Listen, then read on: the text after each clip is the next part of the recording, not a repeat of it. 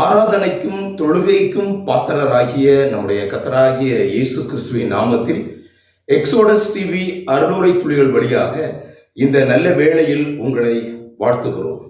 ஒப்பற்ற கிருபாதார பலி. இது ஒரு ஆராதனை ஆயத்த தியானம். போற்றுவோம் நம் கர்த்தரை, சமாதானம் இன்பமும் எல்லாம் அவர் நமக்கே ஈந்தாரே சிலுவையில். ஒப்பற்ற பலியாகி பாதாளத்தை ஜெயித்தார், நம்மை விடுவிக்கவே வெற்றி வேந்தராயினார். ஒப்பற்ற கிருபாதார பலி, அட்டோனிங் சாக்ரிஃபைஸ் ஆர் ப்ரொபிஷியேஷன். இயேசு கிறிஸ்துவை பலியாக சுட்டிக்காட்டுவதே பழைய ஏற்பாடு. இயேசு கிறிஸ்து பலியாக ஒப்பு கொடுக்கப்பட்டதை சுட்டிக்காட்டுவதே புதிய ஏற்பாடு என்பதை அறிந்திருக்கிறோம். இந்த நாளிலும் பழைய ஏற்பாட்டிலே கர்த்தராகிய இயேசு கிறிஸ்துவை சுட்டிக்காட்டுகிற அநேக பலிகள் எழுதப்பட்டிருக்கிறதை நாம் கவனிக்கலாம். 1 சர்வாங்க தகன பலி, 2 போஜன பலி, 3 சமாதான பலி, 4 பாவ நிவாரண பலி, 5 குற்ற நிவாரண பலி. ஆனால் இந்த சர்வாங்க தகன பலி, போஜன பலி, சமாதான பலி, பாவ நிவாரண பலி, குற்ற நிவாரண பலி, இதையெல்லாம் இஸ்ரவேல் ஜனங்களுக்கு கொடுக்கப்பட்ட பிரமாணங்கள், பலிகள் என்பதை நாம் அறிந்திருக்கிறோம். அவர்கள் பாவம் செய்த போது, தாங்கள் செய்தது பாவம் என்று அவர்கள் தெரிய வந்தபோது, அவர்கள் கொண்டு வர வேண்டிய பலி மிருகங்களை குறித்து தெளிவாக எழுதப்பட்டிருக்கிறது.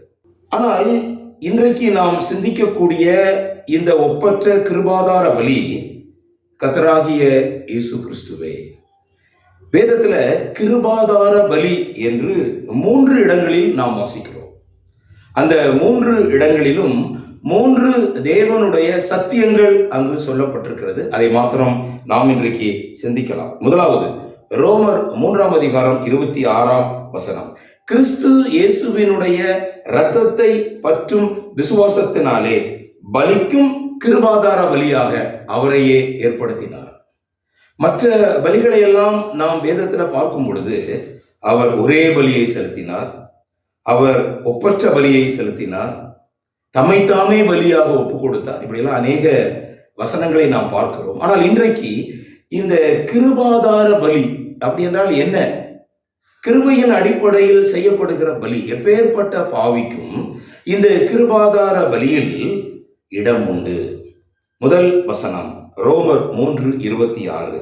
கிறிஸ்து இயேசுவினுடைய இரத்தத்தை பற்றும் விசுவாசத்தினாலே பலிக்கும் கிருபாதார பலியாக கர்த்தராகிய இயேசு கிறிஸ்துவையே ஏற்படுத்தினார். தேவன் பொறுமையாயிருந்த அநேக சந்தர்ப்பங்களை எல்லாம் அந்த பகுதியில நம்ம பார்க்கிறோம். தேவன் பொறுமையாயிருந்தார்.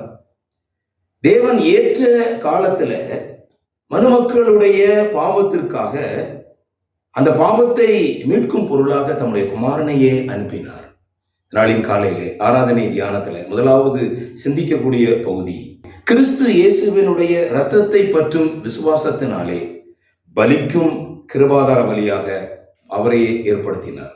ஆகவே முதலாவது சத்தியம் இதிலே, இயேசு கிறிஸ்துவினுடைய இரத்தத்தை பற்றும் விசுவாசத்தினால் மட்டுமே இந்த கிருபாதார பலியை ஒருவர் பெற்றுக்கொள்ள முடியும். 2வது பகுதி 1 யோவான் 2:2. நம்முடைய பாவங்களை நிவர்த்தி செய்கிற கிருபாதார பலி அவரே. நம்முடைய பாவங்களை மாத்திரமல்ல, சர்வலோகத்தின் பாவங்களையும் நிவர்த்தி செய்கிற பலியாக இருக்கிறார். 2வது, நம்முடைய பாவங்களை மாத்திரமல்ல, இந்த அட்டோன்மெண்ட் அல்லது இந்த கிருபாதார பலி என்பது சர்வலோகத்தின் பாவத்தையும் சுமந்து தீர்க்கிற தேவாட்டுக்குட்டி. நமக்கு முன் வைக்கப்பட்டிருக்கிற இந்த மேஜை இந்த கர்த்தராகிய இயேசு கிறிஸ்துவினுடைய சரீரத்தையும் அவருடைய இரத்தத்தையும் குறிக்கிறதான அந்த அடையாள சின்னங்கள் சர்வலோகத்தின் பாவத்தையும் சுமந்து தீர்க்கும்படி வெளிப்பட்ட தேவகுமாரனாகிய இயேசு கிறிஸ்துவினுடைய கிருபாதார பலியை சுட்டி காட்டுகிறது. இரண்டாவது.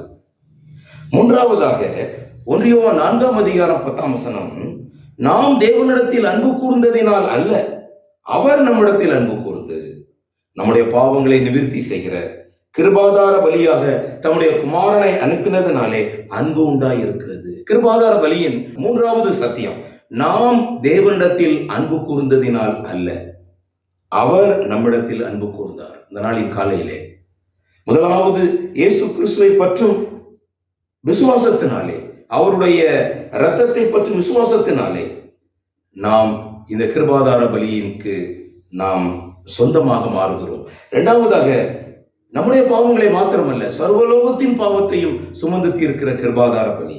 மூன்றாவதாக, நாம் தேவனிடத்தில் அன்பு கூர்ந்ததினால் அல்ல, அதை நாம் நினைவு கூற வேண்டும். இந்த அப்பத்தில், இந்த பாத்திரத்தில் நாம் பங்கு பெறும்போது நாம் சிந்திக்க வேண்டிய மிக முக்கியமான சத்தியம், நான் தேவனிடத்தில் அன்பு கூர்ந்ததினால் ஆண்டவர் என்னை தம்மோடு இணைக்கவில்லை, அவர் நம்மிடத்தில் அன்பு கூர்ந்து நம்முடைய பாவங்களை நிவர்த்தி செய்கிற கிருபாதார பலியாக தம்முடைய குமாரனை அனுப்பினதினாலே அன்பு உண்டாயிருக்கிறது. அதனால் இந்த மேலான பலியை நாம் நினைவு கூறுவோம், அவரை ஆராதிப்போம், தொழுது கொள்வோம். அவருடைய பரிசுத்த நாமம் இன்னும் மகிமைப்படுவதாக.